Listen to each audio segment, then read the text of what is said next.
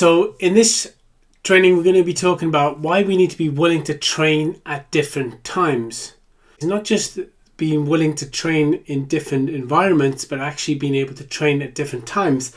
And what this does is it frees up and creates more options for us. Okay, if we are rigidly tied into only being able to train at a certain time of day, well, then the window of opportunity to actually get our workout done each day becomes much smaller. So by being willing to train at different times and actually then also being creative enough to find ways to train at different times a day, we're going to find it much easier to get our fitness goals done. I want to share a quick quote with you by the Stoic philosopher Aristotle. Through discipline comes freedom. Through discipline comes freedom. Now, we want to discipline ourselves to work out, and through that will come the freedom of enjoying the benefits of exercise. So if you want to have the benefits of looking better, feeling better, and having more energy, then we need to discipline ourselves temporarily each day in terms of getting our training done. Now, in terms of when we're going to get our training done, we can mix that up, because ultimately, if we do an exercise each day, it's not as important about when it gets done as much as the fact that it does get done. You can train in the morning before you start working, before you go to work, or you can train in the afternoon, perhaps on your lunch break, or you can train in the evening after work. Those are generally the three categories. In the morning before you start work, on your break maybe, and then in the evening after you finish work. The key thing here is that we are creative and resourceful, because ultimately you will find there lots of times you can train even during your working day. Things such as just standing up more in work instead of sitting down a lot. If you stand up, you're going to find you're going to burn more calories, you're going to strengthen your posture and your muscles a lot more, and chances are if you're working maybe in an office environment and you've got a headset on, or if you're making phone calls, you're going to be more dynamic and have more energy, and you might even find that impacts positively on your ability to influence and persuade others, because that energy is going to transfer down the phone to other individuals. So by being up on your feet, it might feel a little bit tiring, but your body's going to adjust and get used to that. That is another additional way that you're going to be able to strengthen your body. Okay, so training in the morning before you start work, that might be a case of just getting up 30 minutes earlier.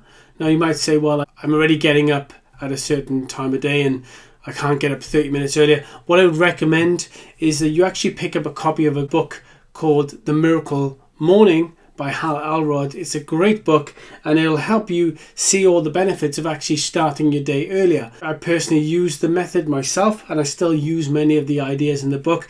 I don't get up quite as early as he talks about in the book. I've found a balance that works for me, but just by actually trying it out and seeing what works for you, you're going to find that you can actually get up a lot earlier than you probably think you can. And just by creating an extra 30 minutes in the morning, you're able to get a great workout in and start your morning on a high. And that energy that you generate, almost like you're revving up an engine or a dynamo, that's going to carry through into your day. You know, once you walk into work and you know you've had a great workout and a healthy breakfast, and then you get to work, imagine if you stacked that principle on top of the fact that you might even park a little bit further from work. You could be getting a lot of steps in, a lot of exercise, a lot of strength and flexibility in before you even walk through the door in your office if you're working at a company. Or even if you're just working by yourself, I do a lot of work from home, then all that extra stuff is going to be complementary to your day. Now you might say, well, getting up 30 minutes earlier, am I not going to be more tired? Potentially in the beginning, but what you can do is then start adjusting your routine where you just go to bed 30 minutes earlier. Ultimately, we have to be willing to make changes if we're not happy with the results we're currently experiencing. That's really the bottom line. You have to be willing to make a few sacrifices on one end to be able to gain on the other hand. If you're staying up too late at the moment and you're just watching YouTube videos or watching TV, you got to ask yourself, well, what's the consequence? How is that impacting my health? And if you see it completely rationally rather than emotionally, you could say, well, that's the reality. That action over here is having an effect over there.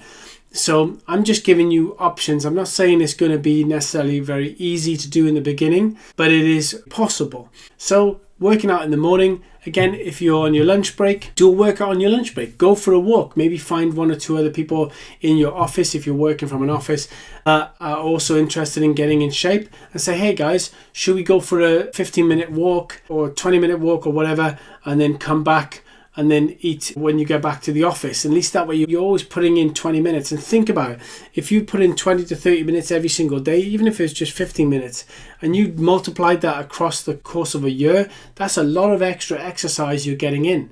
Right? So even if you said, I'm going to take a packed lunch into work with me, when I get to work, I'm going to take a 15-minute walk to a place that does healthy food, 15-minute walk there, 15-minute walk back, and then there you go, you've got yourself in 30 minutes of exercise. Okay, and then you sit down, have your food, and then you get back on with your work. And that ritual is going to have an impact. It's so surprising how these little changes can have such a cascading effect over the course of our life. There's a great book called The Compound Effect by Darren Hardy. He talks about this idea that if you just took a plane on the runway and you changed the angle of the plane by a couple of degrees in either direction, and then the plane took off, in the beginning it wouldn't seem like much, but over a longer distance that plane's going to be potentially landing hundreds if not thousands of miles in a different destination than it would if it was just a few degrees in the other direction. So don't expect these things to have a huge impact immediately, but over time it's going to make a much bigger impact. Okay, so it's the compound effect we want to consider when we're doing these things as well. Again, training in the evening after work, you might feel a little bit tired.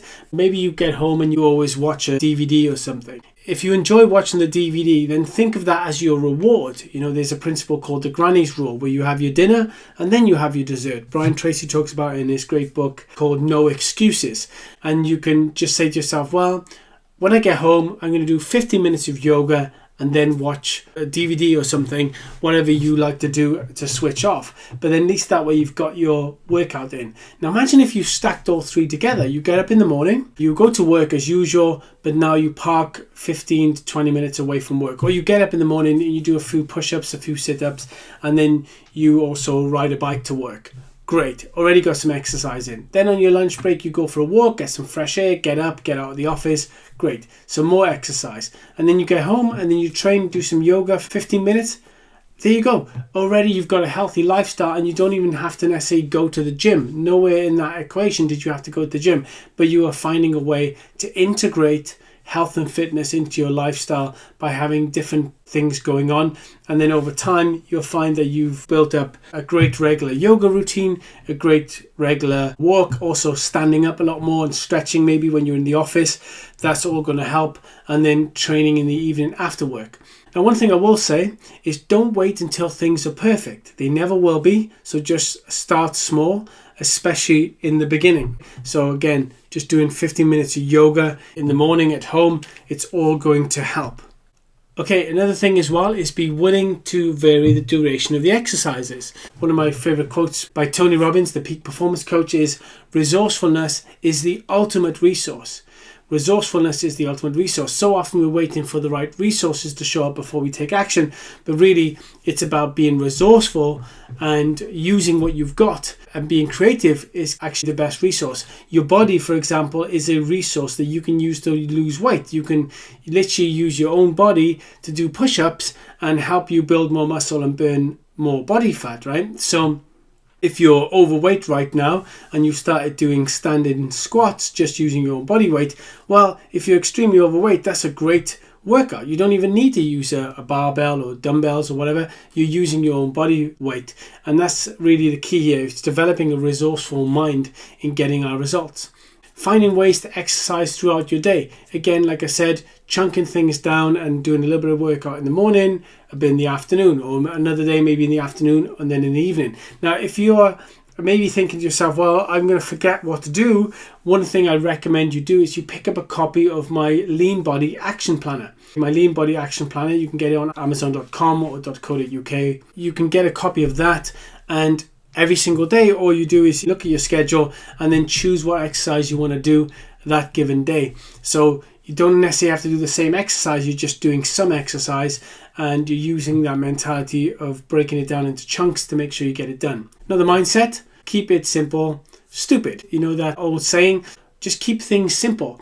So often we're trying to overcomplicate things, but actually it's better to keep things simple and them getting done than trying to overcomplicate them and they never get done because it's just too much complexity. Simple exercise like push-ups, pull-ups, crunches or sit-ups, they're a great full body workout. If you add some squats in there as well, body weight squats, some jumping jacks and stuff, you've got yourself a pretty good full body workout. It doesn't need to be complex, but all that is going to add up. Next, if you have an hour for lunch, consider go for a jog or a power walk. 15 minutes out, 15 minutes back. If you've got a big park near your work or something, just go for a long walk. Set a timer, walk for 15 minutes, and then when the timer goes off, walk back for 15 minutes. And then that way you know you've got 30 minutes of exercise in, and then still leaving you 30 minutes for your snack or your lunch on return. A little tip as well here for whenever you're eating things. There's an app called MyFitnessPal. I've been using it for several years, and it can allow you to track what you're eating. And I always use this idea of trackable treats. So if you're going to have something, just have it as being trackable. If you're picking up a sandwich, if you're going to pick one up that you can track, then that's going to give you an idea of how much you're putting into your body compared to if you just went to some kind of stand or something where they just pile it on and you don't even know how much you're putting into your body. So just find a way to track things. And when I say treats, instead of picking up a chocolate bar, pick up a protein bar, and then you can still track how much protein you get in that snack, and all these things will go a long way in moving you towards your goal. And you're also going to enjoy yourself as well if you know you eat something that's actually tastes nice as well. Okay, another great quote here by Miyamoto Musashi, who was a samurai, and his quote is, "You must understand there is more than one path to the top of the mountain." Okay, so often we're rigid and we're thinking, right, I can only get in shape using this one method, but the truth is there are unlimited methods. And one of the things I would recommend you do is actually write down all the different ways that you can think of, and then when you run out of ways to get in shape, go online, do some more research. The more things you listen to, the more audiobooks you listen to and stuff, and the more videos you watch, you'll see there are so many different ways you can work out. Really, it's just about being creative. And if you go online and you look at different resources, you're going to see there's so many different workouts, different ways you can get in shape, okay? So again, consider walking, power walking, or jogging home. That's another great way to burn some extra calories. Again, when you're doing your shopping, don't park right outside the shop, park a little further away and walk to the shop and then back to your car.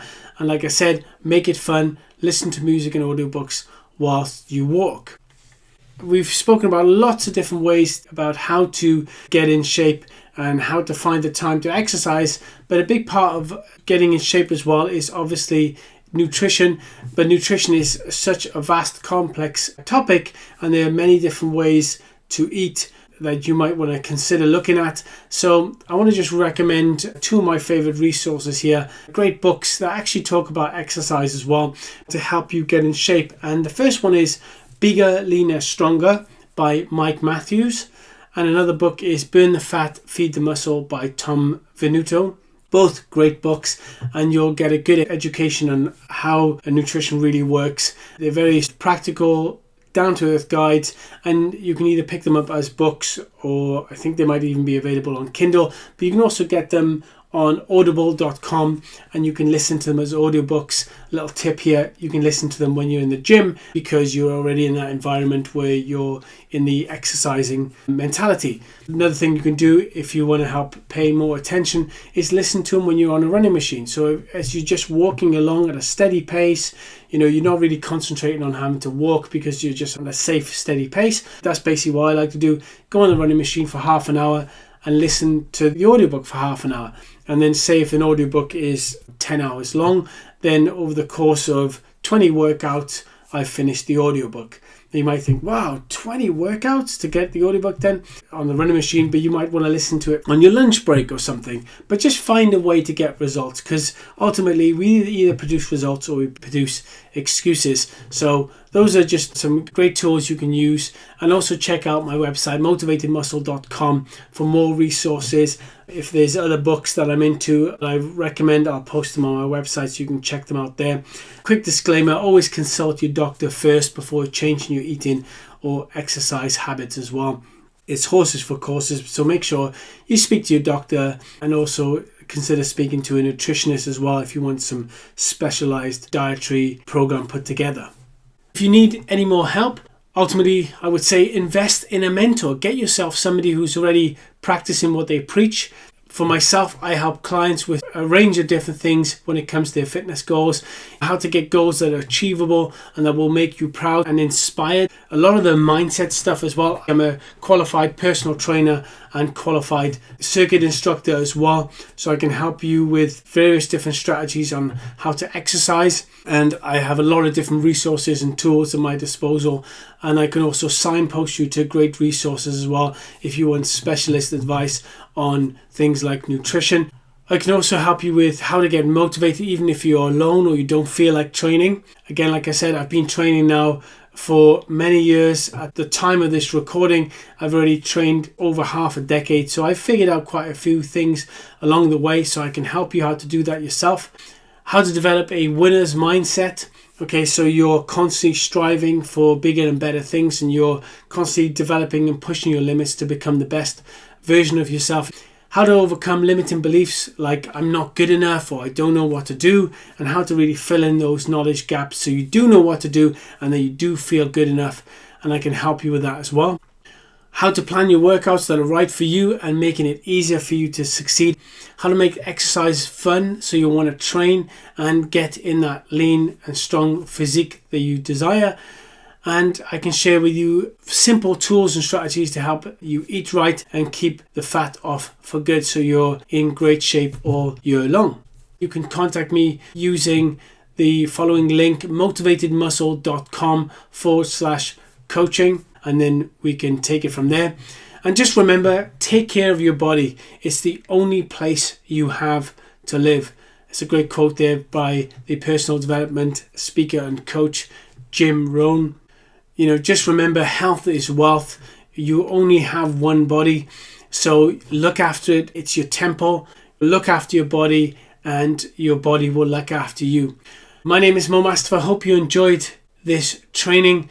I highly recommend that you listen to it over and over again. Really let these principles, tools and strategies sink into your mind. And I just wish you all the best into the future. Take care.